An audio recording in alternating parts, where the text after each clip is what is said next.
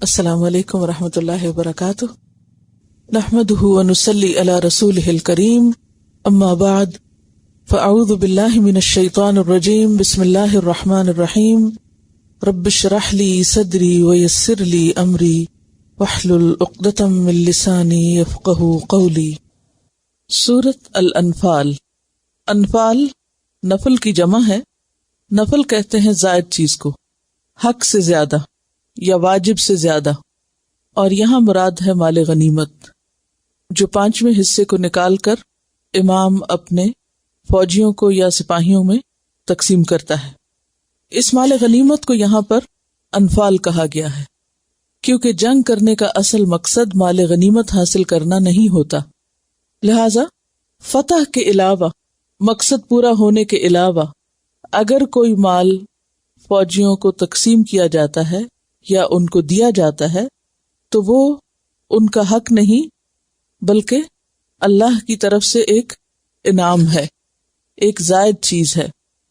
اللہ کی راہ میں نکلنے کا، اللہ کی خاطر لڑنے کا جو اجر ہے یا ثواب ہے وہ اللہ کے پاس ہے، لیکن دنیا میں اگر کوئی فائدہ انسان کو حاصل ہوتا ہے تو وہ فائدہ نفل کہلاتا ہے، یعنی اصل تو اللہ کے پاس ہے، نفل جو دنیا میں مل جائے، دنیاوی مال و متاع کے اعتبار سے۔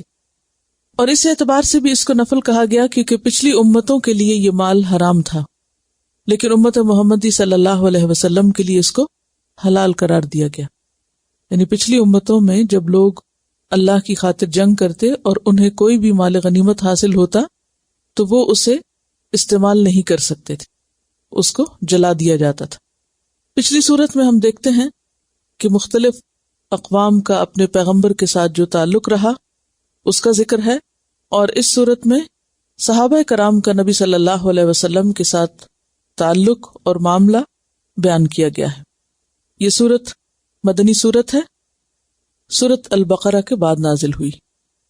سورۃ البقرہ اور الاعراف کے مضامین ملتے جلتے ہیں اور ترتیب میں یہ الاعراف کے بعد ہے۔ اس صورت میں 75 آیات ہیں اور 1075 کلمات ہیں۔ اس صورت میں خاص طور پر غزوہ بدر پر تبصرہ کیا گیا ہے، اس کے حالات، واقعات، اسباب اور نتائج وغیرہ پر۔ بخاری میں روایت آتی ہے، ابن عباس کہتے ہیں کہ سورہ انفال غزوہ بدر کے بارے میں اتری ہے، لہٰذا ہم پہلے غزوہ بدر کے حالات پڑھیں گے اور اس کے بعد اس سورت کا مطالعہ کریں گے۔ غزوہ بدر کے لیے ہم تجلیات نبوت سے پڑھیں گے۔ اس وقت میں آپ کے ساتھ یہ کتاب پڑھوں گی۔ کچھ آپ کو یاد ہے کہ غزوہ بدر کب ہوئی تھی؟ مکہ میں ہوئی تھی یا مدینہ میں ہوئی تھی؟ مکہ میں کتنی جنگیں ہوئی تھی؟ کوئی جنگ نہیں ہوئی تھی۔ کیوں نہیں جنگ ہوئی تھی؟ مسلمان اس وقت طاقتور نہیں تھے، کمزور تھے، ان کی تیاری نہیں تھی، ان پر ظلم و ستم بھی ہوتا، وہ جواب دینا بھی چاہتے تو انہیں روک دیا جاتا۔ غزوہ بدر 17 رمضان 2 ہجری کو ہوئی۔ یہ قریش اور مسلمانوں کے درمیان پہلا فیصلہ کن معرکہ ہے۔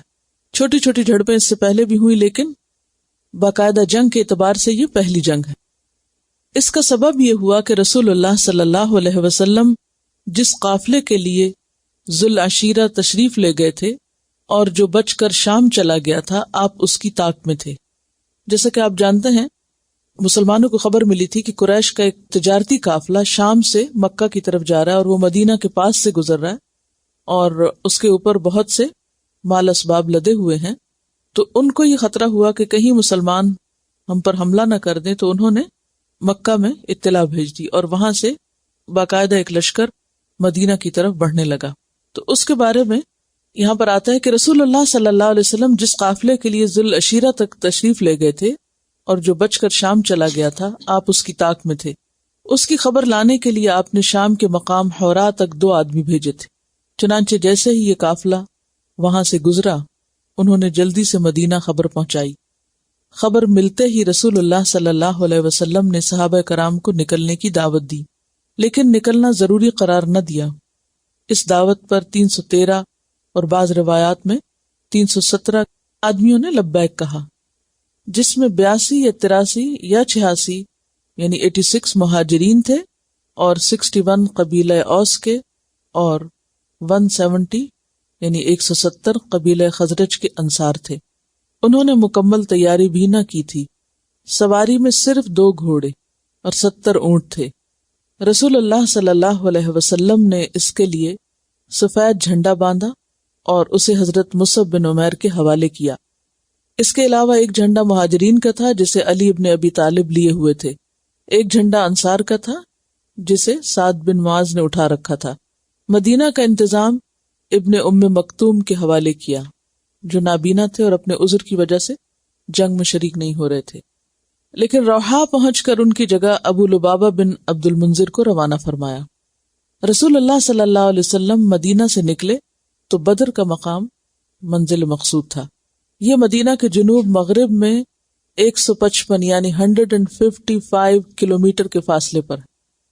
اب آپ دیکھیے کہ مدینہ سے قافلہ 155 کلومیٹر دور جا رہا ہے اور سواری کے لیے 2 گھوڑے اور 70 اونٹ ہیں۔ بدر کا مقام اسے ہر طرف سے بلند پہاڑوں نے گھیر رکھا ہے۔ آمد و رفت کے صرف 3 راستے ہیں، ایک جنوب میں ہے جسے العدوۃ القصویٰ کہا جاتا ہے، یہ آپ ابھی پڑھیں گے قرآن پاک میں۔ دوسرا شمال میں ہے جو العدوۃ الدنیا قریب کی طرف کا علاقہ کہلاتا ہے۔ تیسرا شمالی راستے کے قریب ہی مشرق میں ہے اور اس سے اہل مدینہ آتے جاتے ہیں۔ مکہ سے شام آنے جانے والے قافلوں کا کاروانی راستہ یعنی قافلوں کے گزرنے کا راستہ اسی احاطے کے اندر سے گزرتا ہے۔ اس میں کچھ مکانات، کنویں اور باغات بھی تھے، اس لیے قافلے عموماً یہاں پڑاؤ ڈالتے تھے اور کئی گھنٹوں سے لے کر کئی دنوں تک بھی ٹھہرتے تھے۔ یعنی بدر کا علاقہ کس کے لیے مشہور تھا؟ قافلوں کے ٹھہرنے کے لیے۔ لہٰذا یہ بات بہت آسان تھی کہ اس احاطے میں قریش کا قافلہ اترنے کے بعد مسلمان تینوں راستے بند کر دیں اور قافلہ اپنے آپ کو ان کے حوالے کرنے پہ مجبور ہو جائے۔ لیکن اس تدبیر کا لازمی تقاضا یہ تھا کہ قافلے کو مسلمانوں کے نکلنے کا مطلق علم نہ ہو تاکہ وہ غفلت میں بدر کے اندر اتر پڑے۔ اسی لیے حضور صلی اللہ علیہ وسلم جب مدینہ سے نکلے تو آپ نے پہل جو راستہ اختیار کیا وہ بدر کے بجائے کہیں اور جاتا تھا، پھر بہت دھیمی رفتار سے بدر کی جانب پیش قدمی فرمائی۔ جہاں تک قافلے کا تعلق ہے تو اس میں 1000 اونٹ تھے جس پر کم از کم 50,000 دینار کی مالیت کا سامان لدا ہوا تھا۔ اس کا سالار ابو سفیان تھا اور اس کے ساتھ صرف 40 آدمی تھے۔ ان تجارتی قافلے کی طرف اشارہ ہے۔ ابو سفیان حد درجہ بیدار اور محتاط تھا، ہر آنے جانے والے سے مسلمانوں کی نقل و حرکت کے متعلق دریافت کرتا رہتا، چنانچہ وہ ابھی بدر سے کافی دور تھا کہ اسے مسلمانوں کے نکلنے کا علم ہو گیا۔ لہٰذا اس نے قافلے کا رخ مغرب کی طرف پھیر کر ساحل کا راستہ پکڑا اور بدر کا راستہ کلی طور پہ چھوڑ دیا۔ ساتھ ہی ایک آدمی کو اجرت دے کے مکہ بھیجا کہ جس قدر جلد ممکن ہو انہیں مسلمانوں کے نکلنے کی اطلاع دی جائے۔ اس شخص نے خبر پہنچائی تو اہل مکہ نہایت تیزی سے تیار ہو گئے، سب کے سب نکلے، ابو لہب کے سوا بڑوں میں کوئی پیچھے نہ رہا۔ آس پاس کے قبائل کے آدمی بھی ساتھ لیے، قریش کے بڑوں میں صرف بنو عدی نے اس میں شرکت نہ کی۔ جب یہ لشکر جحفہ پہنچا تو اسے ابو سفیان کا پیغام ملا جس میں اس نے اپنے بچ نکلنے کی اطلاع دی تھی اور یہ مطالبہ کیا تھا کہ مکہ واپس پلٹ جائیں۔ یعنی مکہ والے کس لیے نکل رہے تھے؟ ابو سفیان کی مدد کے لیے۔ چنانچہ لوگوں نے واپسی کا ارادہ کر لیا، مگر ابو جہل اپنے تکبر اور نخوت کے سبب آڑے آ گیا اور کوئی واپس نہ ہو سکا، اس نے واپس نہ جانے دیا۔ صرف بنو زہرہ اپنے حلیف اور رئیس اخنس بن شریق ثقفی کی رائے پہ واپس ہوئے اور یہ 300 تھے۔ باقی 1000 لشکر نے اپنا سفر جاری رکھا حتیٰ کہ عدوہ قصوہ کے قریب پہنچ کر بدر کے باہر پہاڑوں کے پیچھے ایک وسیع میدان میں پڑاؤ ڈال دیا۔ ادھر رسول اللہ صلی اللہ علیہ وسلم کو راستے ہی میں اہل مکہ کے خروج کا علم ہو گیا، لہٰذا آپ نے مسلمانوں سے مشورہ کیا۔ اس پر حضرت ابوبکر اٹھے اور اچھی بات کہی، پھر حضرت عمر اٹھے اور اچھی بات کہی، پھر حضرت مقداد اٹھے اور عرض کیا، اے اللہ کے رسول صلی اللہ علیہ وسلم، واللہ ہم وہ بات نہیں کہیں گے جو بنی اسرائیل نے موسیٰ علیہ السلام سے کہی تھی، جاؤ تم اور تمہارا رب جا کے لڑو اور ہم یہیں بیٹھیں، بلکہ ہم آپ کے دائیں اور بائیں اور آگے اور پیچھے سے لڑیں گے۔ اس سے رسول اللہ صلی اللہ علیہ وسلم کا چہرہ مبارک دمک اٹھا اور آپ مسرور ہو گئے۔ اس کے بعد آپ نے پھر فرمایا، مسلمانوں مجھے مشورہ دو۔ اس پر انصار کے رئیس حضرت سعد بن معاذ اٹھے اور عرض کی، یا رسول اللہ، گویا آپ ہماری طرف اشارہ فرما رہے ہیں، تو اس ذات کی قسم جس نے آپ کو حق کے ساتھ بھیجا ہے، اگر آپ ہمیں اس سمندر پر لے چلیں اور اس میں کودنا چاہیں تو ہم اس میں بھی آپ کے ساتھ کود پڑیں گے. ہمارا ایک آدمی بھی پیچھے نہ رہے گا. ہمیں قطعاً کوئی ہچکچاہٹ نہیں کہ کل آپ ہمارے ساتھ دشمن سے ٹکرا جائیں.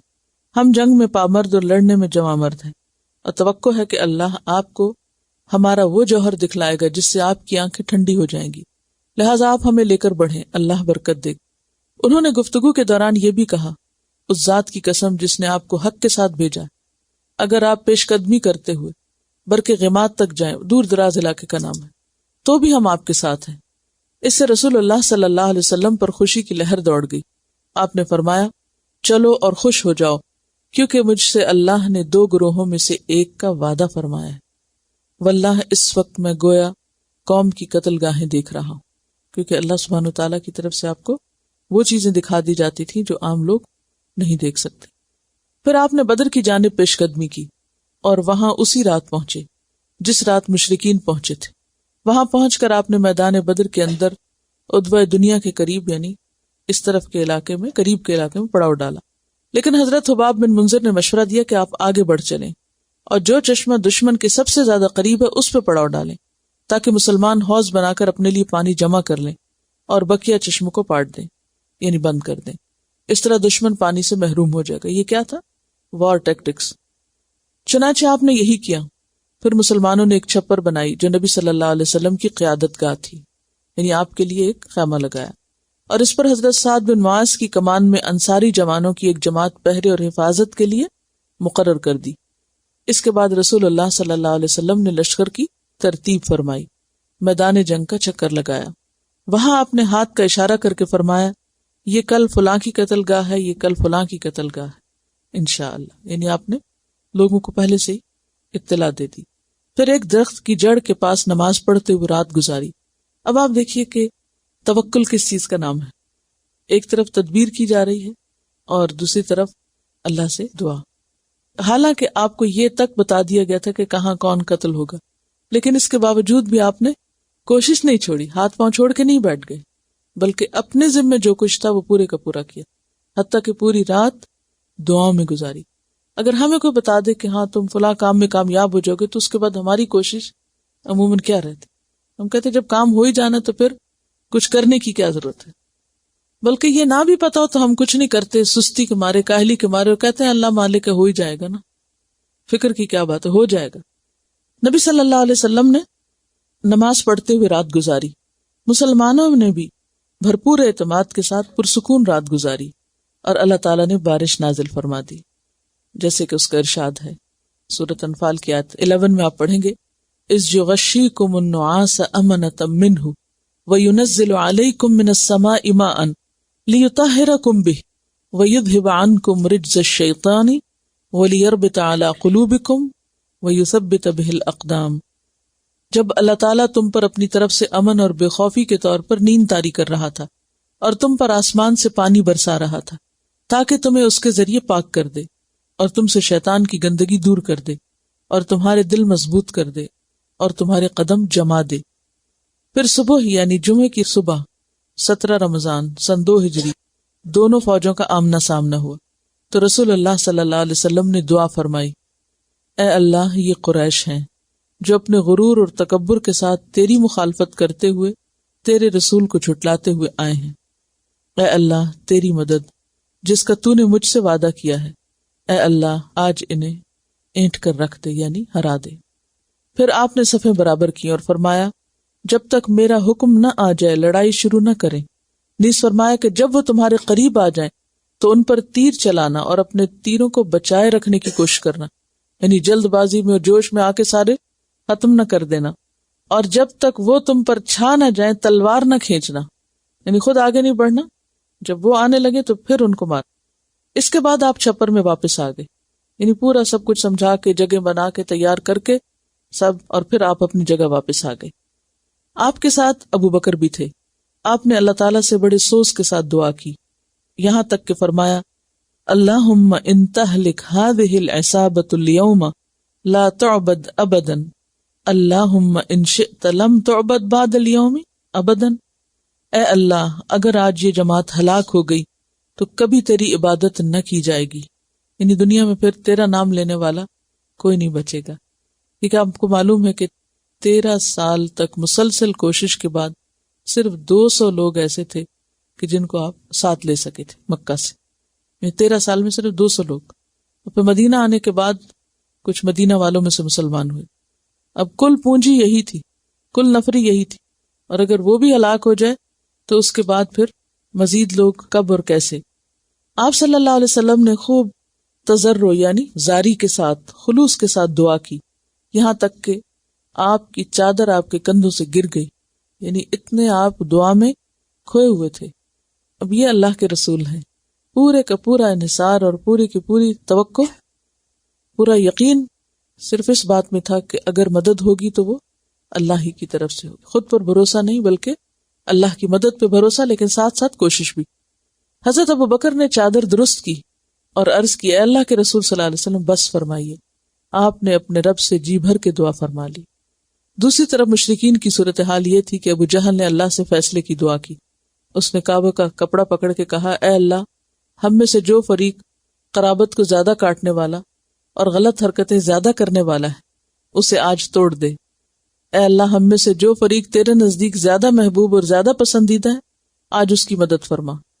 اب آپ دیکھیں کہ وہ بھی اپنے آپ کو حق پر ہی سمجھتا تھا. اس کے خیال میں نبی صلی اللہ علیہ وسلم نے آ کر اسلام کی دعوت دے کر لوگوں میں فساد ڈال دیا ہے اور گھر گھر رشتہ داری اور قرابت کو ختم کر دیا.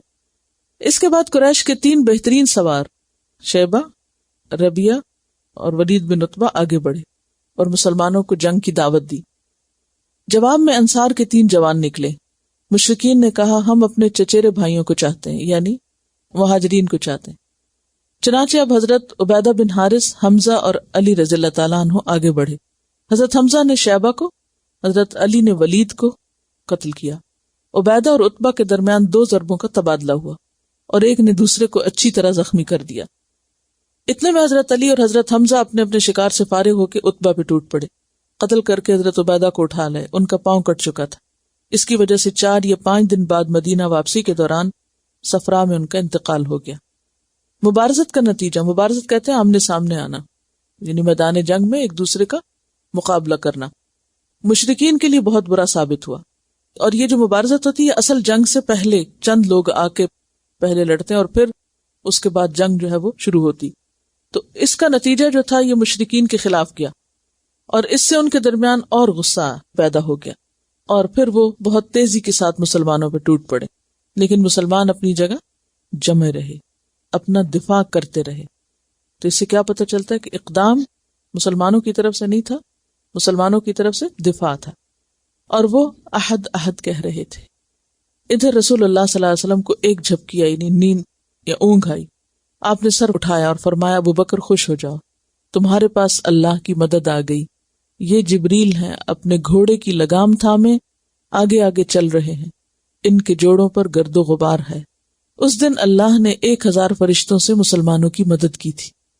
پھر رسول اللہ صلی اللہ علیہ وسلم زرہ پوش سپاہیانہ شان سے آگے بڑھے. اس وقت آپ یہ آیت تلاوت فرما رہے تھے, سیہزم الجمع ویولون الدبر, عنقریب یہ جتھا شکست کھا جائے گا اور پیٹ پھیر کر بھاگ جائے گا.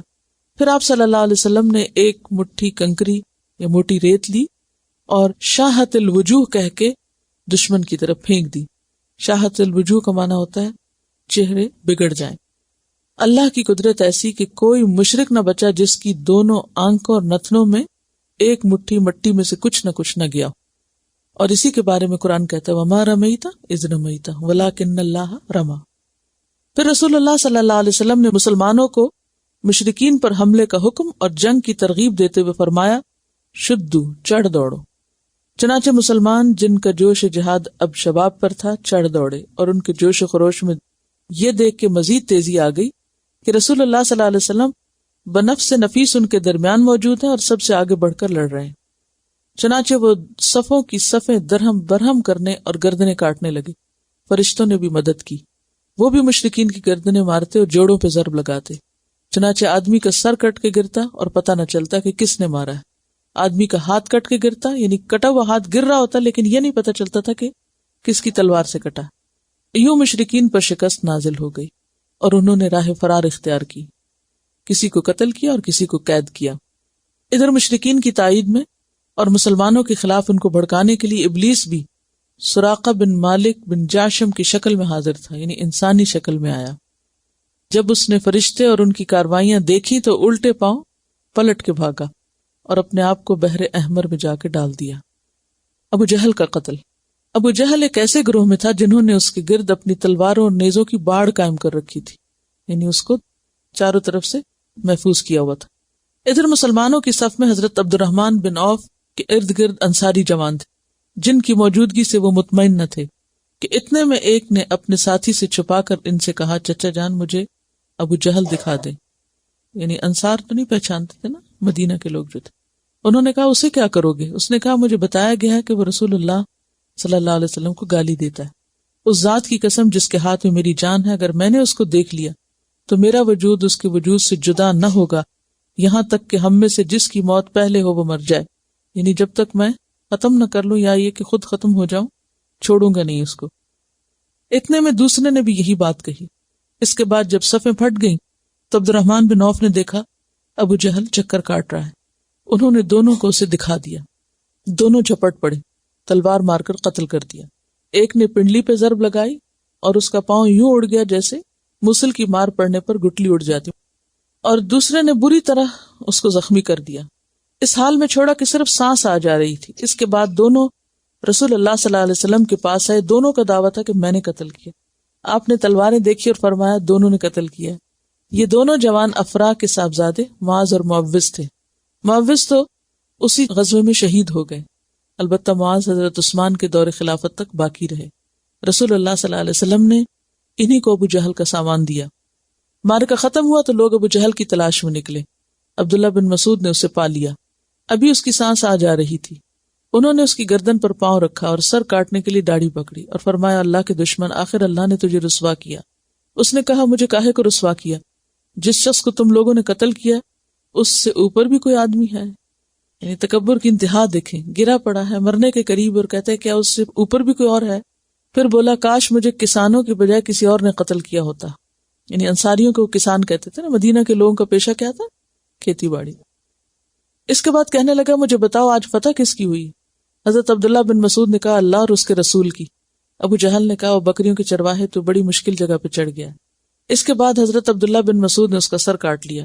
ایک اور روایت میں آتا ہے کہ اس نے کہا تھا کہ میرے سر نیچے سے کاٹنا تھا کہ اگر میری گردن رکھی جائے تو پتہ چلے کسی سردار کی گردن، یعنی حد درجے کا تکبر اس میں سمایا ہوا تھا۔ اس کے بعد عبداللہ بن مسعود نے اس کا سر کاٹ لیا اور خدمت نبی میں حاضر کیا۔ آپ نے فرمایا اللہ اکبر والحمد للہ صدق وعدہ ونصر عبدہ وہزم الاحزاب وحدہ، اللہ سب سے بڑا ہے۔ اب آپ دیکھیں کہ وہاں کیا فخر اور غرور اور تکبر ہے، اور یہاں ہر لمحے اللہ کی بڑائی ہے۔ اللہ سب سے بڑا ہے۔ تمام تعریف اللہ کے لیے جس نے اپنا وعدہ سچ کر دکھلایا، اپنے بندے کی مدد فرمائی اور تنہا سارے گروہوں کو شکست دی۔ کچھ بھی کریڈٹ نہیں لیا، خود کو کوئی کریڈٹ نہیں دیا کہ ہم نے بھی کچھ کیا۔ کیا کہا؟ تنہا اللہ نے سارے گروہوں کو شکست دی۔ پھر فرمایا یہ اس امت کا فرعون ہے۔ کون؟ ابو جہل۔ جنگ بدر کو یوم الفرقان کہا جاتا ہے، فیصلے کا دن۔ یہ مارکہ کفر اور ایمان کا مارکہ تھا۔ اس میں آدمی نے اپنے چچا سے، باپ نے اپنے بیٹے سے، بھائی نے اپنے بھائی سے اور قرابت دار نے اپنے قریب ترین لوگوں سے جنگ کی تھی۔ یہ اہم پوائنٹ ہے، یعنی باپ نے بیٹے سے، کون کون تھے یہ؟ حضرت ابو بکر اور ان کے بیٹے۔ ابو بکر کے بیٹے جو تھے وہ مشرکین کی طرف سے آئے تھے۔ حضرت عمر نے اپنے ماموں عاص بن ہشام کو قتل کیا۔ حضرت ابو بکر نے اپنے بیٹے عبد الرحمن کا مقابلہ کیا۔ مسلمانوں نے نبی صلی اللہ علیہ وسلم کے چچا عباس کو قید کیا، اور یوں قرابت کے تعلقات کٹ گئے۔ اللہ نے کلمہ ایمان کو کلمہ کفر پر بلندی عطا کی، حق کو باطل سے جدا کر دیا۔ اسی لیے اس دن کا نام یوم الفرقان پڑ گیا، یعنی بدر کا دن 17 رمضان المبارک۔ یہ دن اسلامی تاریخ میں یوم الفرقان کہلاتا ہے، کیونکہ اس دن فرق واضح ہو گیا کس کا ایمان سچا ہے اور کس کی محبت اللہ کے لیے ہے اور کون واقعی اللہ کے لیے کام کرنے والا ہے۔ اس مارکے میں 14 مسلمان شہید ہوئے، 6 مہاجرین اور 8 انصار۔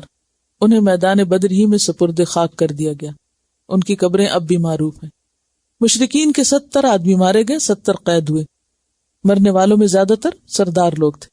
ان میں سے 24 سرداروں کی لاشیں کھینچ کر بدر کے گندے خبیث کنویں میں پھینک دیے گئے، یعنی 24 لوگوں کو ایک ہی کنویں میں ڈالا گیا، یعنی ان کی قبر بنی۔ رسول اللہ صلی اللہ علیہ وسلم نے 3 روز بدر میں قیام فرمایا۔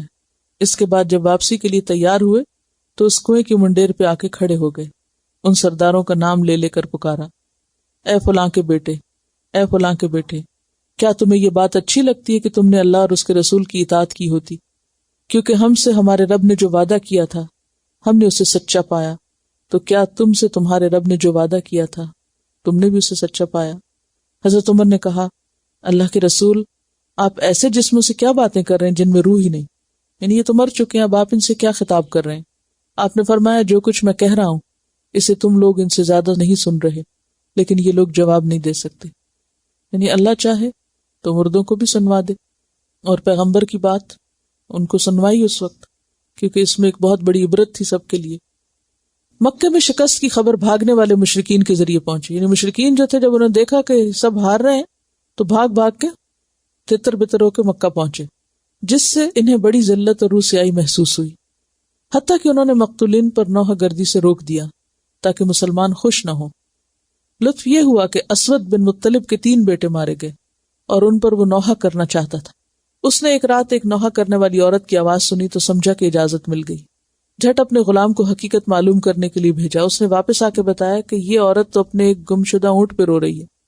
اسود یہ سن کر اپنے آپ پہ قابو نہ پا سکا اور بے اختیار پکار اٹھا، اتبکی ان یدل لها بعیر ویمنعها من النوم السہود فلا تبکی علی بکر ولکن علی بدر تقاصرت الجدود۔ کیا وہ اس بات پہ روتی ہے کہ اس کا اونٹ غائب ہو گیا اور اس پر بے خوابی نے اس کی نیند حرام کر رکھی ہے؟ تو اونٹ پر نہ رو بلکہ بدر پر رو جہاں قسمتیں پھوٹ گئیں۔ مزید چند اشعار کہے جن میں اپنے بیٹوں پہ آہ و فغاں کیا۔ ادھر اہل مدینہ کی خوشخبری کے لیے رسول اللہ صلی اللہ علیہ وسلم نے 2 قاصد ارشاد فرمائے، یعنی مشرکین تو بھاگ کے گئے اور جا کے خبر پہنچائی، اور آپ صلی اللہ علیہ وسلم نے 2 لوگ روانہ کیے، ایک عبداللہ بن رواحہ بالائی مدینہ کی طرف اور دوسرے زید بن حارثہ زیری مدینہ کی طرف۔ اس دوران یہود نے جھوٹے پروپیگنڈے کر کے مدینہ میں ہلچل مچا رکھی تھی، اس لیے جب فتح کی خبر پہنچی تو ہر طرف مسرت و شادمانی کی لہر دوڑ گئی۔ مدینہ کے در و بام تحلیل و تکبیر، تحلیل کہتے ہیں لا الہ الا اللہ کو، اور تکبیر اللہ اکبر، ان کے نعروں سے گونج اٹھے۔ بڑے بڑے مسلمان رسول اللہ صلی اللہ علیہ وسلم کو مبارکباد دینے کے لیے بدر کے راستے میں نکل پڑے۔ رسول اللہ صلی اللہ علیہ وسلم مدینے کی راہ میں۔ رسول اللہ صلی اللہ علیہ وسلم نصرت الہی کا تاج پہنے مدینہ کے لیے روانہ ہوئے، آپ کے ساتھ مال غنیمت اور قیدی بھی تھے۔ وادی صفرا کے قریب پہنچے تو تقسیم غنیمت کا حکم نازل ہوا، چنانچہ آپ نے خمس نکال کر باقی مال غنیمت غازیوں پہ تقسیم کر دیا۔ غازی کون ہوتا ہے؟ جو جنگ میں جیتا ہوا ہو۔ پھر وادی صفرا میں پہنچ کر نضر بن حارث کو قتل کرنے کا حکم دیا اور حضرت علی بن ابی طالب نے اس کی گردن اڑا دی۔ اس کے بعد عرق الزبیہ پہنچے تو عقبہ بن ابی معیط کو قتل کرنے کا حکم دیا۔ یہ کفار میں سے لوگ تھے۔ یہ 2 لوگ کیوں مارے گئے تھے اس کی وجوہات آپ کسی اور جگہ پر پڑھیں گے۔ سربراوردہ مسلمان یعنی جو بڑے بڑے لوگ تھے، ذمہ دار لوگ تھے، رسول اللہ صلی اللہ علیہ وسلم کو مبارکباد دینے کے لیے نکلے تھے۔ مقام روحا میں آپ سے ان کی ملاقات ہوئی اور وہاں سے مدینہ تک انہوں نے آپ کی رفاقت اور قیادت میں سفر طے کیا۔ اب آپ سوچ رہے ہوں گے کہ یہ مسلمان کہاں تھے؟ اصل میں جنگ بدر میں سب کے لیے نکلنا لازم نہیں کیا گیا تھا۔ وہاں سے مدینہ تک انہوں نے آپ کی رفاقت اور قیادت میں سفر طے کیا۔ اس طرح آپ مدینہ میں یوں مظفر و منصور داخل ہوئے، دونوں کا معنی کامیاب۔ دشمن پر آپ کی دھاک بیٹھ چکی تھی، اس کی وجہ سے بہت سے لوگ حلقہ بگوش اسلام بھی ہوئے۔ اسی موقع پر عبداللہ بن ابی اور اس کے ساتھیوں نے بھی دکھاوے کے لیے اسلام قبول کیا۔ کیا سوچ کے؟ ایک تو مال غنیمت ملا تھا مسلمانوں کو، دوسرا یہ کہ مسلمان اب مدینہ میں ایک قوت بن گئے تھے۔ جب رسول اللہ صلی اللہ علیہ وسلم مدینہ پہنچ چکے تو آپ نے قیدیوں کے بارے میں مشورہ کیا کہ اب ان کا کیا کیا جائے۔ حضرت ابوبکر نے فدیہ لینے کی رائے دی، حضرت عمر کی رائے یہ تھی کہ انہیں قتل کیا جائے۔ رسول اللہ صلی اللہ علیہ وسلم نے فدیہ لینا طے کر دیا۔ یہ فدیہ 4000 سے 3000 اور کم از کم 1000 درہم تک تھا۔ ان میں سے جو لکھنا پڑھنا جانتے تھے ان کا فدیہ یہ مقرر کیا گیا کہ وہ 10 مسلمان بچوں کو لکھنا پڑھنا سکھا دیں، اور 10 بچوں کو پڑھانے کا خرچ آپ دیکھیے 4000 سے 3000 درہم۔ بعض قیدیوں پر احسان کیا گیا اور انہیں فدیے کے بغیر رہا کیا گیا، ان کی کچھ اور احسانات ہوں گے۔ رسول اللہ صلی اللہ علیہ وسلم کی صاحبزادی حضرت زینب نے اپنے شوہر ابو العاص کے فدیے میں مال بھیجے، یعنی آپ کے داماد جو تھے وہ بھی مشرکین کے ساتھ فوج میں شامل تھے، اگرچہ وہ چاہتے نہیں تھے، لیکن چونکہ عربوں کے ہاں قبائلی عصبیت تھی تو قبیلے کا ساتھ دینا ضروری تھا، چاہے قبیلہ درست کر رہا ہو یا غلط کر رہا ہو۔ تو چونکہ ابھی تک یہ مسلمان نہیں ہوئے تھے، ہجرت بھی نہیں کی تھی، اور یہ جنگ بدر کے قیدیوں میں گرفتار ہو کے آ گئے۔ حضرت زینب مکہ میں، اب یہ کہ ان کو جب چھڑانے کی باری آئی، انہوں نے کیا کیا، فدیہ بھیجا، اور فدیے میں ایک ہار بھی تھا، یہ ہار حضرت خدیجہ کا تھا۔ انہوں نے حضرت زینب کو ابو العاص کے پاس رخصت کرتے وقت یہ ہار انہیں دیا تھا، یعنی ماں نے اپنی بیٹی کو رخصتی کے وقت دیا تھا۔ جب رسول اللہ صلی اللہ علیہ وسلم نے اسے دیکھا تو آپ پر بڑی رقت طاری ہو گئی۔ آپ نے صحابہ کرام سے اجازت چاہی کہ ابو العاص کو بلا فدیہ چھوڑ دیں۔ صحابہ کرام نے ایسا ہی کیا، چنانچہ آپ نے ابو العاص کو اس شرط پہ رہا کیا کہ وہ زینب کی راہ چھوڑ دیں گے، یعنی انہیں ہجرت کی اجازت دے دیں گے۔ ابو العاص نے مکہ جا کر ان کا راستہ چھوڑ دیا اور وہ مدینہ ہجرت کر کے آ گئی۔ رقیہ کی وفات اور ام کلثوم سے عثمان رضی اللہ تعالیٰ عنہ کی شادی۔ نبی صلی اللہ علیہ وسلم جس وقت غزوہ بدر کے لیے تشریف لے گئے، آپ کی صاحبزادی حضرت رقیہ بیمار تھی، وہ حضرت عثمان کے عقد میں تھی، لہٰذا آپ نے انہیں حکم دیا، کن کو؟ حضرت عثمان کو، کہ ان کی تیمارداری کے لیے مدینہ میں رہیں۔ وہ جنگ میں شریک نہیں ہوئے تھے، اور انہیں بھی بدر میں حاضر ہونے والے کا اجر اور حصہ ملے گا، کیونکہ عذر نے روکا تھا ان کو۔ اسامہ بن زید کو بھی ان کی تیمارداری کے لیے روک دیا، یعنی مدد کے لیے۔ یہ کون تھے؟ زید چونکہ آپ کے منہ بولے بیٹے تھے، اور پھر ان کے بیٹے اسامہ تھے، تو ایک طرح سے گھر کے فرد تھے یہ بھی۔ حضرت رقیہ آپ کی واپسی سے پہلے ہی وفات پا گئی۔ حضرت اسامہ کا بیان ہے کہ ہمارے پاس فتح کی خوشخبری اس وقت پہنچی جب ہم رسول اللہ صلی اللہ علیہ وسلم کی صاحبزادی حضرت رقیہ پر مٹی برابر کر چکے تھے، دفن بھی کر چکے تھے۔ جب رسول اللہ صلی اللہ علیہ وسلم مدینہ پہنچ کر مطمئن ہو چکے، یعنی مدینہ پہنچ گئے، تو آپ نے اپنی دوسری صاحبزادی حضرت ام کلثوم کی شادی حضرت عثمان سے کر دی۔ اسی لیے حضرت عثمان کو ذو النورین کہا جاتا ہے، دو نور والے۔ حضرت ام کلثوم نے ان کے عقد میں رہتے ہوئے شعبان 9 ہجری میں وفات پائی اور بقیع میں دفن ہوئی۔ تو اس میں آپ دیکھیے کہ اللہ کے راستے میں جد و جہد کرتے ہوئے خاندان پر کیا گزری، پیچھے کیا ہوا، ان سب چیزوں سے بالا ہو کر ہی اللہ کے دین کی خدمت کی جا سکتی۔ بہت سارے سبق ہیں اس میں جو انشاءاللہ سورت پڑھتے ہوئے آپ کے سامنے آئیں گے، لیکن خاص طور پر جو غور کرنے کی بات ہے وہ یہ ہے کہ ایمان کی سچی تصویر نظر آتی ہے، اور وہ کیا کہ ہر محبت، ہر عقیدت اور اپنی ذات سے اوپر اٹھ کے اللہ کے دین کے لیے قربانی، اور دین کے معاملے میں کسی بھی چیز سے کمپرومائز نہیں۔ یہی سچے مومن تھے، اور انہی کے حصے میں بدر جیسی کامیابیاں آئیں کہ صرف 2 گھوڑے، 70 اونٹ اور 313 لوگ، اور اس کے مقابلے میں دوسری طرف 1000 کے قریب لوگ تھے، یعنی 3 گنا طاقت زیادہ تھی، اور بہت سا ساز و سامان بھی تھا۔ اور پھر آپ دیکھیے کہ صحابہ کرام کا کردار کہ کس طرح انہوں نے ایک لمحے کے لیے بھی یہ نہیں سوچا کہ ہمیں اب کوئی قربانی دینی پڑے گی، بلکہ جب انہیں شریک ہونے کے لیے جہاد میں پکارا گیا تو وہ فوراً اٹھے اور کیا کہا کہ آپ ہمیں سمندر میں بھی کودنے کو کہیں گے تو ہم تیار ہیں۔ یعنی اطاعت کی بہترین مثال ہمارے سامنے آتی ہے۔ سورۃ الانفال، بسم اللہ الرحمن الرحیم۔ یسألونک، وہ آپ سے سوال کرتے ہیں، آپ سے مراد نبی صلی اللہ علیہ وسلم، ان الانفال، انفال کے بارے میں۔ انفال کیا ہے؟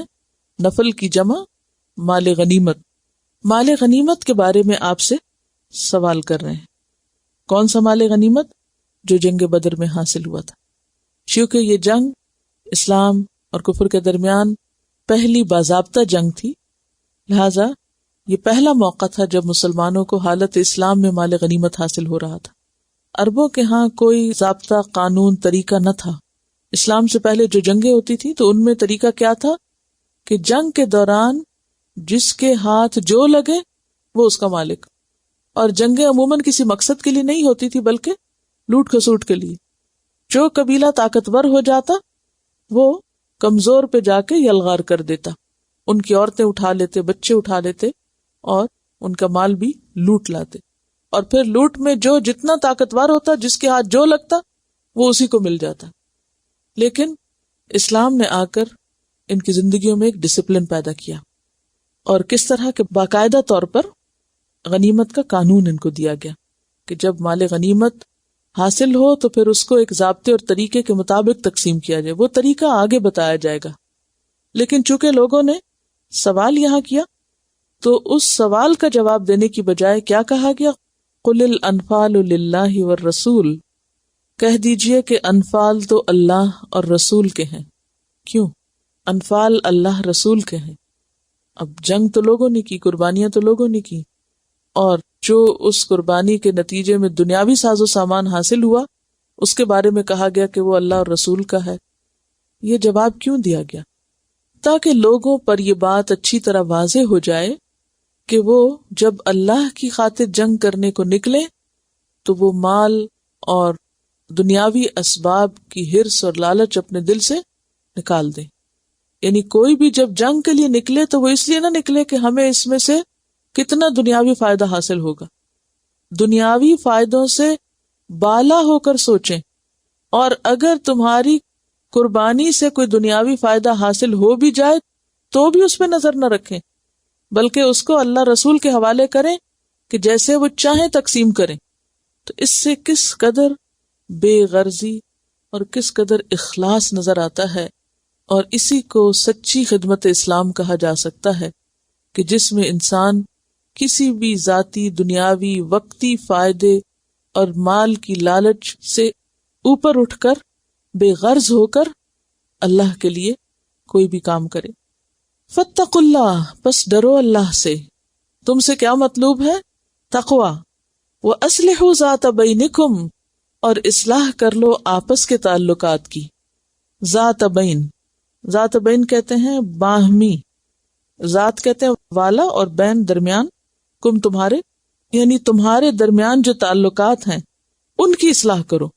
کیونکہ ہوا یہ تھا کہ جب مال غنیمت ہاتھ آئی تو چونکہ کوئی قاعدہ قانون تو نہیں تھا، تو کچھ لوگوں نے اپنی ایک رائے ظاہر کی، کچھ نے دوسری، کچھ نے تیسری۔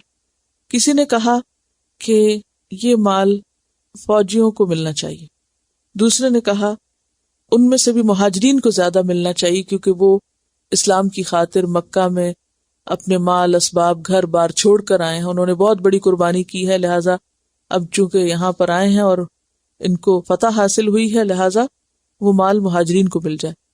دوسروں نے کہا کہ نہیں، انصار نے اپنے گھر بار قربان کیے اور مہاجرین کو اکوموڈیٹ کیا، لہٰذا اب یہ مال انصار کے حصے میں آنا چاہیے۔ کسی نے کہا کہ یہ مال اللہ کے رسول صلی اللہ علیہ وسلم کی حفاظت کرنے والوں کو ملنا چاہیے، کیونکہ اگر آپ نہ بچتے تو یہ مال کس کام کا۔ کسی اور نے کہا کہ نہیں، یہ مال تو ان کو ملنا چاہیے جنہوں نے دشمن کا پیچھا کیا اور آگے بڑھ کر لڑے۔ یہ باہمی اختلاف اور نزاع ہو ہی رہا تھا تو اللہ سبحانہ وتعالیٰ نے کیا فرمایا؟ اصلحوا ذات بینکم۔ اصل چیز مال نہیں، اصل چیز آپس کے تعلقات کی اصلاح ہے۔ وَأَطِیعُوا اللَّهَ وَرَسُولَهُ، اور اطاعت کرو اللہ اور اس کے رسول کی، ان کنتم مؤمنین، اگر تم مومن ہو۔ تو تمہارے ایمان کا تقاضا کیا ہے؟ کہ اللہ اور اس کے رسول کی بات مان لو، اور اس بات کے لیے ذہنی طور پہ تیار ہو جاؤ کہ اب جو فیصلہ اللہ کی طرف سے آئے گا وہ تمہیں ماننا ہوگا۔ اور ہوا بھی یہی۔ اب آپ دیکھیں نا، کتنے سارے مشورے تھے، کتنی مختلف آراء تھی، ہر شخص اپنے خیال کے مطابق بات کر رہا تھا، لیکن کیا کہا گیا؟ قانون نہیں دیا گیا۔ قانون دینے سے پہلے ذہن سازی کی گئی تاکہ قانون کو مانا جا سکے خوشی سے۔ یہ ہے قرآن کا انداز، دین کا انداز۔ اور آج بھی اس میں ہمارے لیے بہت سے سبق ہیں کہ کسی کی اصلاح محض قانون بنانے سے نہیں ہوگی بلکہ اس کا ذہن تیار کرنے سے ہوگی۔ مسلمانوں میں سے بھی بہت سے لوگ یہ سمجھتے ہیں نا کہ بس اسلامی قانون بنا لیا جائے اور پھر اس کو نافذ کر دیا جائے تو سارے مسئلے حل ہو جائیں گے۔ نہیں، جب تک لوگوں کا ذہن تیار نہ ہو، کسی چیز کو لوگ ایکسپٹ نہ کریں، تو آپ کتنا اچھے سے اچھا قانون بنائیں، اگر لوگوں کی تعلیم نہیں، تربیت نہیں، سوچ نہیں بدلی تو قانون فائدہ نہیں دیں گے۔ تو یہاں ایمان کی شرط کیا بتائی گی؟ کہ اگر تم مومن ہو تو کیا کرو؟ اللہ رسول کی اطاعت کرو، اور کیا کرو؟ آپس کے تعلقات کی اصلاح کرو۔ تو نتیجہ کیا نکلتا ہے کہ باہمی تعلقات کی اصلاح کس کا حصہ ہے؟ ایمان کا حصہ ہے. آپس کے تعلقات کی اصلاح ایمان کی پہچان ہے، اور آپس کے تعلقات میں خرابی اسی وقت زیادہ آتی ہے جب ایمان کمزور ہوتا ہے، اللہ پر یقین ختم ہوتا ہے. پھر اللہ کا نام لینے والے آپس میں لڑنے لگتے ہیں. انما المومنون، پھر مزید تاکید کے لیے بتایا گیا کہ مومن ہوتے کون ہیں. پیچھے ایک شرط لگا دی نا کہ مومن تب ہو جب یہ کام کرو گے، اور یہاں پر کیا کہا گیا مزید کہ مومن. انما کیا ہے کلمہ حصر. کلمہ حصر کا کیا مطلب ہوتا ہے؟ اس کے علاوہ کچھ اور نہیں، یعنی بات ہے تو یہی ہے، انما سوائے اس کے نہیں، یہ بھی ترجمہ کیا جاتا ہے نا. انما المومنون، یقیناً مومن، الذین وہ لوگ ہیں، یعنی سچے مومن تو وہ لوگ ہیں، اذا ذکر اللہ، جب ذکر کیا جاتا ہے اللہ کا، یعنی اللہ کا نام لیا جاتا ہے، اللہ کی بات کی جاتی ہے، وجلت قلوبہم، تو کانپ اٹھتے ہیں ان کے دل ڈول جاتے ہیں، دل ہل جاتے ہیں صرف اللہ کا نام لینے سے. وجلت کا لفظ جو ہے یہ واو جیم لام سے ہے. موجل کہتے ہیں نشیبی گڑھے کو. ڈپریشن ہوتا ہے نا زمین میں، یعنی نچلا حصہ. مثلا آپ کہیں جا رہے ہوں، جاتے جاتے اگر راستے میں آپ دیکھیں کہ ایک بہت بڑی کھائی ہے، یہ گڑھا ہے، تو اس کو دیکھ کے آپ کے دل میں کیا خیال آتا ہے؟ مثلا آپ گاڑی چلا رہے ہیں اور سڑک پر آگے ایک گڑھا آ گیا، تو دیکھتے ہی کیا ہوتا ہے اس وقت؟ کیسا ڈر ہوتا ہے؟ یعنی پوری سنسنی دوڑ جاتی ہے. اس کیفیت کو محسوس کریں کہ آپ چل رہے تھے، چلتے چلتے آپ نے دیکھا کہ اوہ آگے گڑھا. اس گڑھے کا تصور آتے ہی صرف یہ نہیں کہ دل میں، بلکہ آپ کے ہاتھوں، پاؤں، پورے جسم میں ایک خوف کی لہر دوڑ جائے گی. ایسے خوف کو وجل کہتے ہیں. تو ایمان والے وہ ہوتے ہیں جب اللہ کا ذکر کیا جاتا ہے تو ان کے سارے بدن میں سنسنی دوڑ جاتی، ڈر جاتے ہیں، اللہ کا نام سنتے پگھل جاتے ہیں. پھر وہ اپنی انا، اپنی سوچیں اور اپنے خیالات اور اپنے مشورے بھول جاتے ہیں. وہ کیوں اور کیسے چھوڑ دیتے ہیں. پھر وہ کیا کرتے ہیں؟ سر جھکا دیتے ہیں. اور ایسے ہی لوگوں کے لیے خوشخبری ہے، جیسے کہ ایک اور جگہ پر سورۃ الحج آیت 34 میں آتا ہے، وَبَشِّرِ الْمُخْبِتِينَ، بشارت دے دو عاجزی کرنے والوں کو. الذین، کون ہے عاجزی کرنے والے؟ یہ نہیں کہ وقتی طور پہ تصنع اور تکلف سے بس سر جھکا دیا یا بہت پولائٹ نظر آئے، نہیں. الذین اذا ذکر اللہ وجلت قلوبہم، اصل عاجزی والے وہ ہیں کہ جب اللہ کا نام لیا جاتا ہے تو ان کے دل کانپ اٹھتے ہیں، ان کے دل بدل جاتے ہیں. اس کے برعکس آپ دیکھیں منافقین کا حال کیا ہوتا ہے. جب کوئی سورت اترتی ہے، جب اللہ کا نام لیا جاتا ہے، تو وہ کیا کہتے تھے؟ جب قرآن کی کوئی سورت اترتی ہے تو ان میں سے بعض کہتے ہیں کہ آپ میں سے کس کا ایمان بڑھ گیا اس سورت کو سن کے. یعنی قرآن ان کے دل پہ کچھ بھی اثر نہیں کرتا اور وہ الٹا مذاق اڑاتے ہیں. سورۃ التوبہ کی آیت ہے 124، وَإِذَا مَا أُنزِلَتْ سُورَةٌ فَمِنْهُمْ مَنْ يَقُولُ أَيُّكُمْ زَادَتْهُ هَذِهِ إِيمَانًا فَأَمَّا الَّذِينَ آمَنُوا فَزَادَتْهُمْ إِيمَانًا. تو ایمان والوں کا کیا ہوتا ہے؟ ایمان بڑھ جاتا ہے. وَهُمْ يَسْتَبْشِرُونَ، اور وہ خوش ہو جاتے ہیں. تو اذا ذکر اللہ وجلت قلوبہم وَإِذَا تُلِيَتْ عَلَيْهِمْ آیاتہ، اور جب تلاوت کی جاتی ہیں، پڑھی جاتی ہیں. تلیت کس سے ہے؟ تلاوت سے. تلام واو، تلا یتلو تلون تلاوتن. اور تلاوت کہتے ہیں آسمانی کتب کے پڑھنے کو. اور عام کتابوں کے پڑھنے کے لیے کیا لفظ استعمال ہوتا ہے؟ قرات. ریڈنگ کے لیے اقرا، پڑھو. تو تلاوت کا لفظ خاص ہے جو آسمانی کتب کے لیے ہوتا ہے. مثلاً آپ سے یہ نہیں کہا جا سکتا کہ حدیث کی تلاوت کیجیے. کیا کہتے ہیں؟ قرآن کی تلاوت. تو آسمانی کتب کے پڑھنے کے لیے یہ لفظ استعمال ہوتا ہے. تو یہاں آیات سے مراد پھر قرآن کی آیات ہوں گی. ہر قرات تلاوت نہیں ہوتی، لیکن ہر تلاوت قرات ہو سکتی ہے. اسی لیے قرآن پاک کے پڑھنے کے لیے تلاوت کا لفظ بھی آتا ہے اور قرات کا بھی آتا ہے، قاری کا لفظ بھی آتا ہے. وَإِذَا تُلِيَتْ، اور جب پڑھی جاتی ہیں، علیہم ان پر، کن پر؟ المؤمنون پر. کیا؟ آیاتہ، اس کی آیات. اور یہاں آیات سے مراد قرآن کی آیات ہیں. تو نتیجہ کیا نکلتا ہے؟ زادتہم ایمانن، وہ اضافہ کر دیتی ہیں ان کے ایمان کو، یعنی بڑھا دیتی ہیں ان کا ایمان. وہ آیات ان کے ایمان میں اضافے کا سبب بنتی ہیں، یعنی ان کے دلوں کے اندر ہلچل مچ جاتی، اللہ سے ڈرنے لگتے ہیں اور ان کا ایمان بڑھنے لگتا ہے. تو اس سے کیا بات پتہ چلتی کہ ایمان کا تقاضا کیا ہے اور ایمان میں اضافہ کس چیز سے ہوتا ہے؟ اللہ کا ذکر اور تلاوت ایمان کا تقاضا ہے. اگر کوئی شخص اپنے آپ کو مومن کہتا ہے اور ذکر سے اس کو کوئی دلچسپی نہیں، اللہ کو یاد ہی نہیں کرتا اور کبھی قرآن کھول کے پڑھتا ہی نہیں، اور یہاں خاص طور پر سننے کی بھی بات ہے، کسی اور کو پڑھتے ہوئے سنتا بھی نہیں، کیونکہ صرف پڑھنا جو ہے وہ تو خود ذکر کرنا ہے، چاہے وہ آپ اللہ کا نام کریں یا قرآن پڑھیں، لیکن یہاں سننا مراد ہے کہ جب وہ قرآن سنتے ہیں تو ان کے ایمان بڑھ جاتا ہے. تو ایمان میں اضافے کے لیے ایک تیر بہدف ہے، ایسا تیر ہے جو نشانے پہ جا کے لگتا ہے، یقینی طور پر ایمان بڑھتا ہے. اس لیے خاص طور پر قرآن کے سننے کا اہتمام کرنا جو ہے وہ بہت ضروری ہے ایمان میں اضافے کے لیے.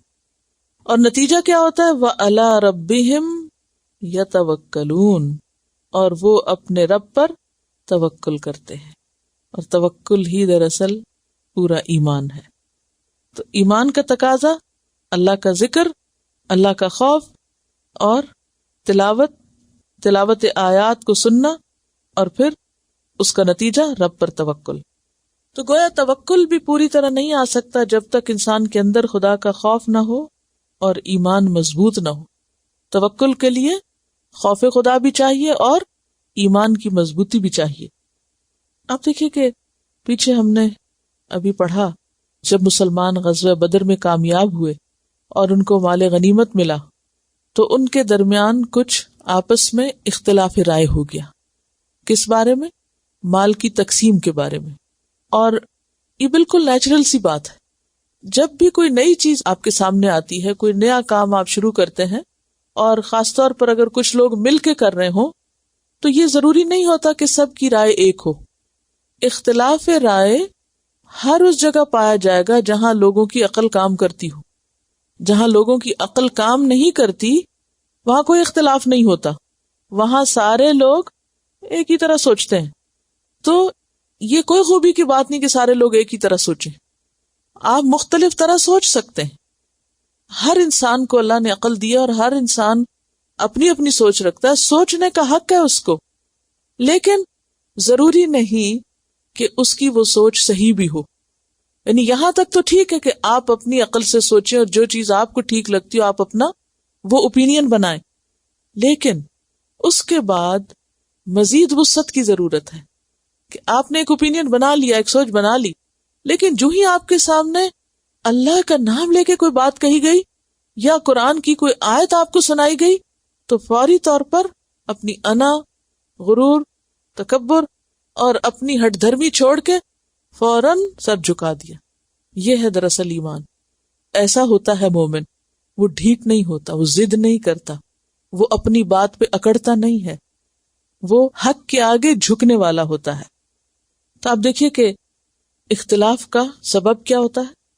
چیزوں کو اپنی اپنی سوچ، اپنے اپنے پچھلے علم اور اپنے تجربے اور اپنی نگاہ سے دیکھنا. تو آپ دیکھیے کہ جہاں بھی کچھ لوگ اکٹھے ہوتے ہیں سب کا بیک گراؤنڈ فرق ہوتا ہے، خاص طور پر دین کے کام میں. مثلا آپ خاندان کے اندر ہوتے ہیں نا تو بہت سی چیزیں آپ کی کامن ہوتی ہیں، انٹرسٹ بھی کامن ہوتے ہیں، تو بعض اوقات زیادہ اختلاف کا موقع نہیں آتا.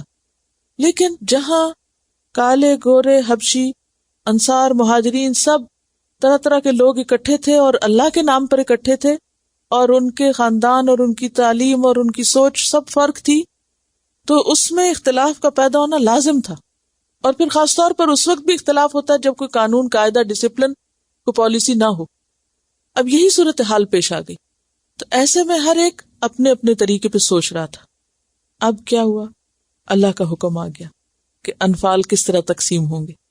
تو سچے مومنوں نے کیا کیا؟ ہر ایک نے اپنی رائے چھوڑ دی، ایک طرف رکھ دی. قرآن کا حکم آتے ہی سب جھک گئے، ہر اختلاف بھول گئے، ساری ضد ختم، عصبیت، نفرت، ہر چیز. ظاہر ہے کہ جب حکم آیا ہوگا تو کسی نہ کسی کی موافقت بھی ہوئی ہوگی، کسی کی سوچ کی یا رائے کی. تو ایسی بھی کوئی بات نہیں ملتی کہ جس سے پتہ چلے کہ پھر وہ جس کی رائے درست تھی وہ بھی کسی فخر کا شکار ہو گیا کہ دیکھا میں نے کہا تھا نا میں ہی سچا ہوں، یہ میری بات زیادہ اچھی ہے. اب پتہ چلا تمہیں، اس نے بھی کوئی آر نہیں دلائی، وہ بھی خاموش ہے. اور صحابہ کرام میں ایسا ہی ہوتا تھا، جب بھی کوئی معاملہ پیش آتا رائے مختلف ہوتی، اللہ کا حکم آ جاتا، رائے اپنی اپنی واپس لے لیتے، سر جھکا دیتے، اور کوئی کسی کو نہ تانا دیتا اور نہ ہی کسی کے بارے میں پھر برا سوچتا. اور یہی وجہ ہے کہ وہ لوگ اختلاف کے باوجود بھی اتحاد میں رہے. اور پھر عام طور پر ہوتا ہی ہے نا کہ ہر کوئی اپنی رائے سے کیوں چپکا ہوا ہوتا ہے؟ کیونکہ اس کا اپنا ایک فائدہ اس میں ہوتا ہے، اس میں سیکیور محسوس کرتا ہے اپنے آپ کو، اور اپنی رائے چھوڑنے میں اس کو کیا لگتا ہے کہ میرا کوئی نقصان ہو جائے گا. اب ایسے میں کیا کہا گیا کہ اس نقصان کا ازالہ کیسے ہوگا؟ توکل سے. جس انسان کے اندر رب پر بھروسہ ہو، وقتی طور پر اس کو کوئی نقصان نظر بھی آ رہا ہو کسی فیصلے میں، تو وہ کیا سوچتا ہے کہ نہیں، میں نے جب اللہ کی بات مان لی تو میرے کام اللہ کے ذمہ ہو گئے، میرا اللہ پہ بھروسہ ہے، نہ وہ مجھے رسوا کرے گا اور نہ ہی میرا نقصان ہوگا، خواہ اس کو اپنی رائے قربان کرنے میں وقتی طور پر نقصان نظر ہی کیوں نہ آ رہا. اور سب سے بڑا نقصان کیا نظر آتا ہے کہ میری بات گئی اور میری رائے گئی. عزت کا مسئلہ آ جاتا ہے نا بیچ میں، انا کا مسئلہ آ جاتا ہے نا. تو انا قربان کرنا لوگوں کے نزدیک کیا ہوتا ہے؟ رسوائی کی بات ہوتی، یہ تو بڑی بے عزتی کی بات ہے. بہت سے لوگ غلط بات پہ کس لیے چپکے رہتے ہیں؟